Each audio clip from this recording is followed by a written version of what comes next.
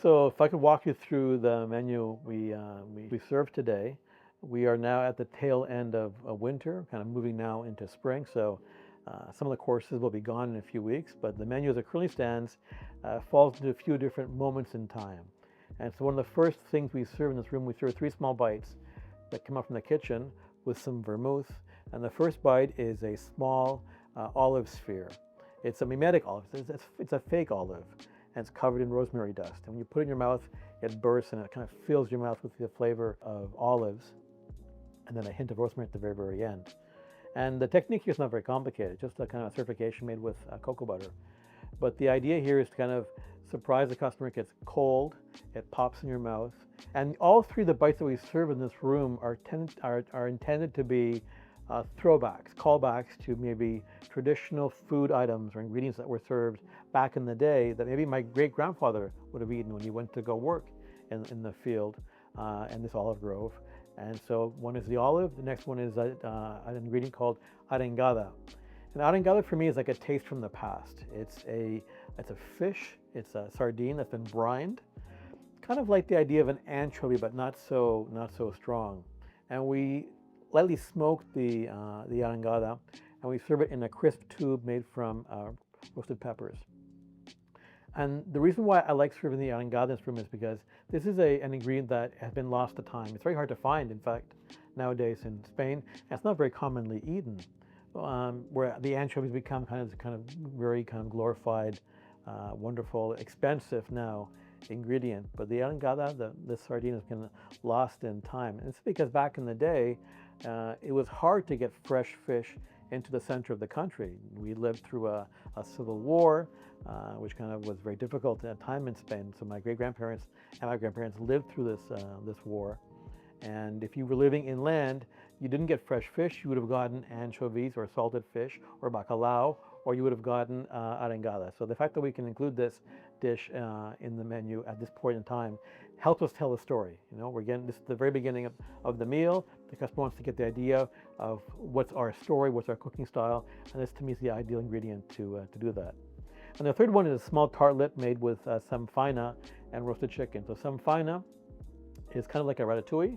It's a mix of peppers and onions and tomatoes and zucchinis that are cooked for a very long time until they're dark brown. You know, my grandmother always used to joke that the main problem with Catalan food is that it's unattractive because it's all brown. We have all these very long cooked braises and long cooked vegetables in sofritos, for example, that end up being the same kind of color.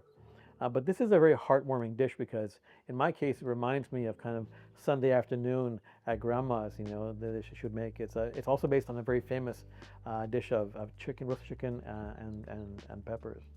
And we serve it with a small mayonnaise and in a small tartlet shell. So the idea is a bit of crunch with that kind of very luscious mouthfeel of the samfaina. And once the customers finish this area, they then move into the dining room. And then we follow with 3 different kind of amuse-bouche, 3 small snacks, again eaten with the hand or just with a spoon.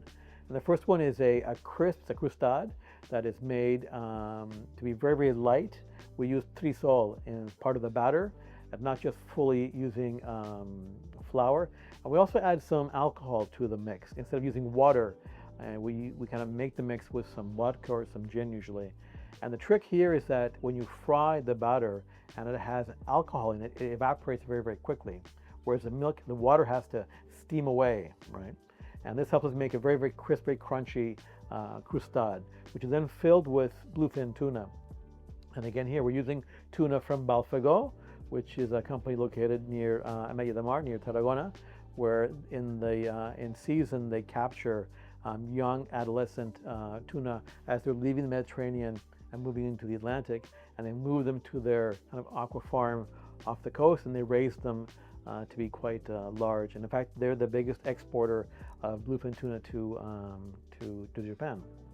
We managed to use some of that, and we use a mix of both the red maguro, the kind of the very really lean tuna, as well as the chotoro, which is the fattier kind of we say ventresca here in Spain. With some shallots and some mayonnaise to kind of make the stuffing.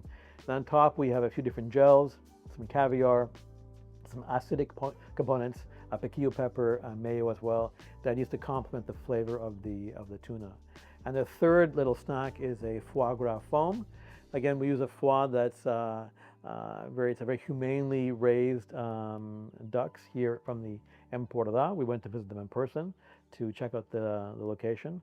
And we combine the foie with some green apple, some smoked eel from the Ebro River Delta, little pieces of a cookie called carquinyoli. I could use any cookie, but again, we wanted to use something here that's very, very Catalan to kind of reinforce the idea of where we are. And a small jelly made from biranci. Biranci is an oxidized wine that is very typically also Catalan, and it's a nice counterpoint to the flavor of the foie. So these three components are the first kind of bites the customer has when they sit at the table and begin the menu. And then we move into the menu itself. So the first few courses are a bit more vegetarian focused whenever possible. So right now we are at in the middle tail end of pea season. And so we're getting these lovely small peas from the Maresme, which is an hour and a half north of Barcelona.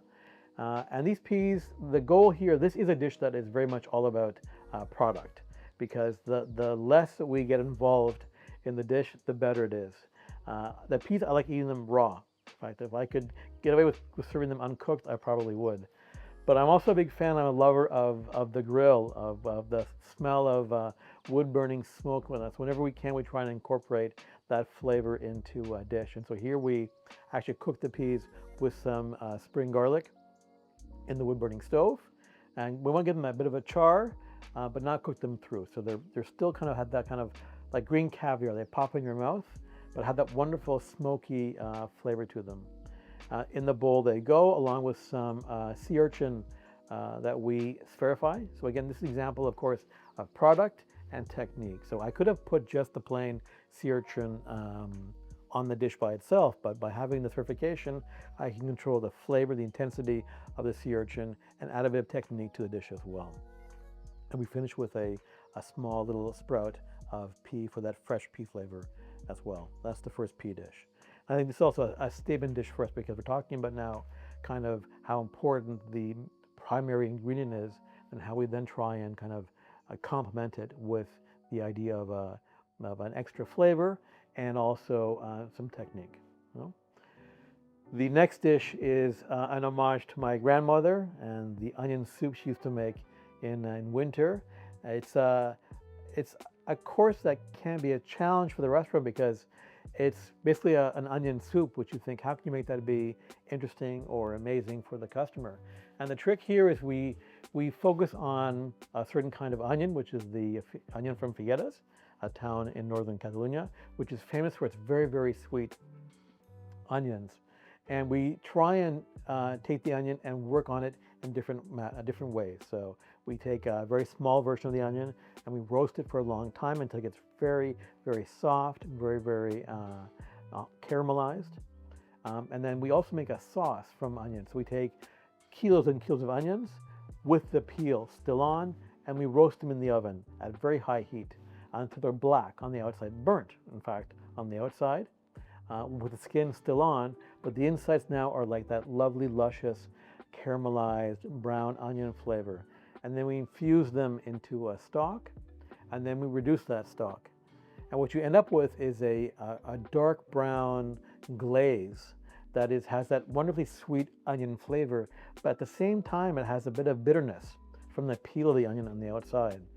And so we have that in the dish. And we make a ferment here with some black truffle, and we add some a consommé we make as well to the dish. So, and the last component of the dish is a cheese ball. Kind of the idea here to refer back to the idea of a cheese on onion soup, which has that kind of that layer of thermonuclear hot cheese on top. So instead we do here also a bit of dining room service. So because the dish could be considered maybe not so interesting as just onions, we kind of want to raise its profile by having the dining room staff finish the dish in front of the client.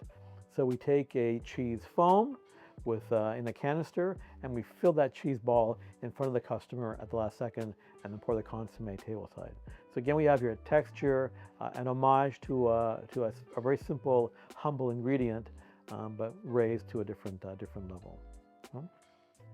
The next dish is one of my personal favorites right now. In fact, I'm a big fan of the next course, which is a variation on a very traditional Catalan dish called Fricandó.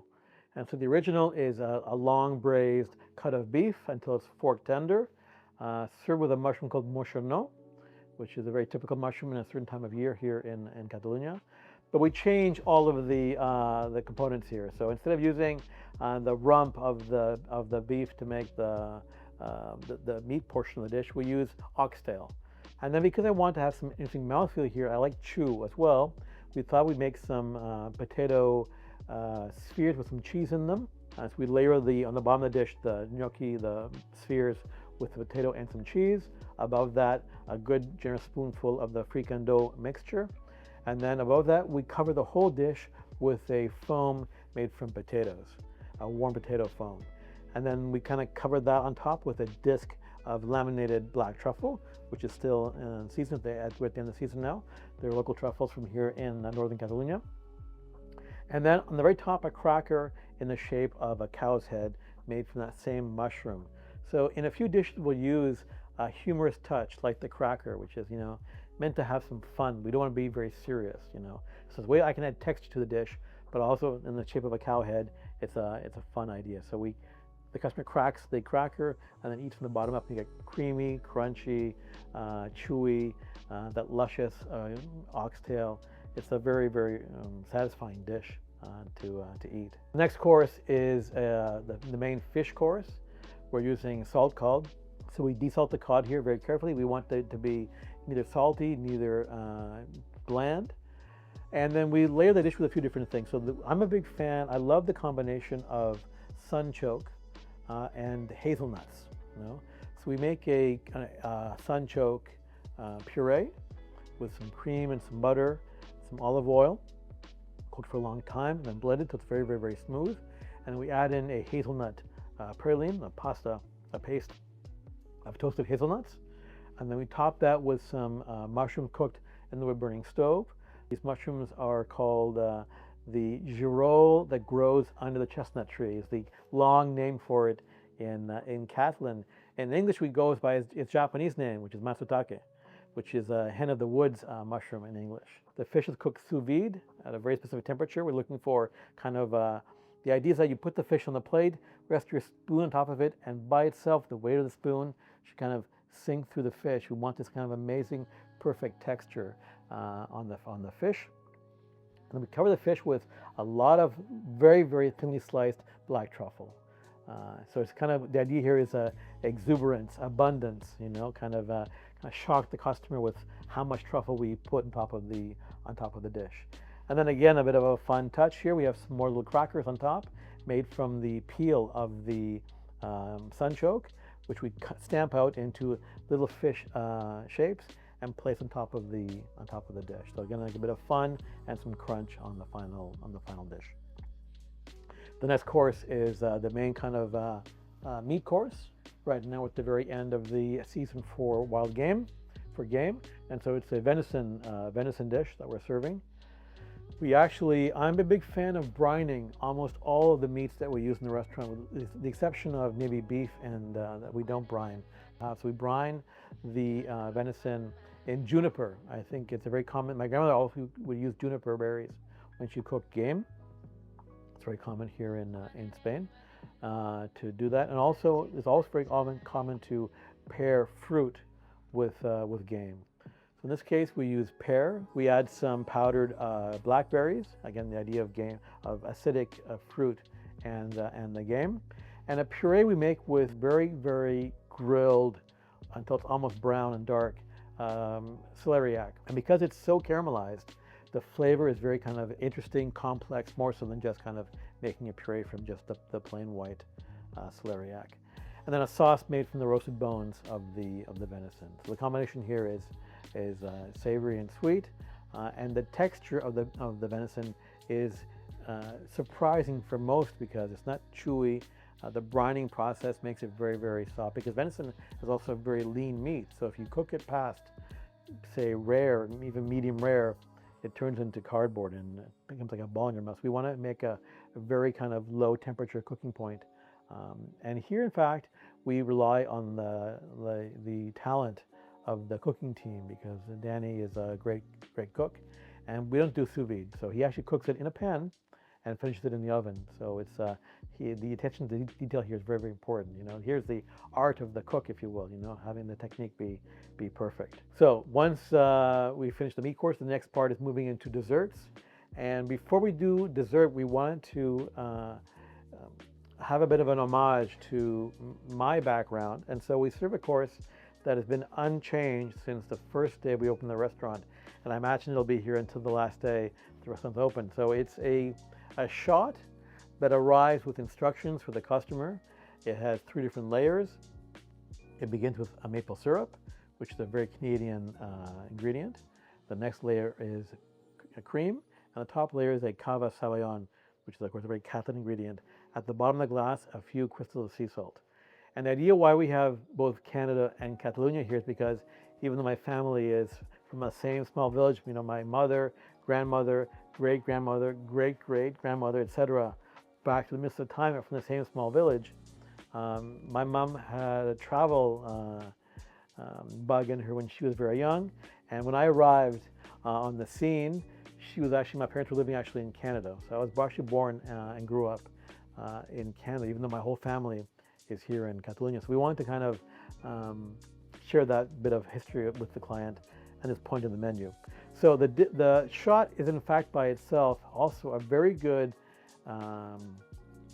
explanation of that idea of tension, because it's hot and cold, it's crunchy and creamy, it's savory and sweet, all in one bite.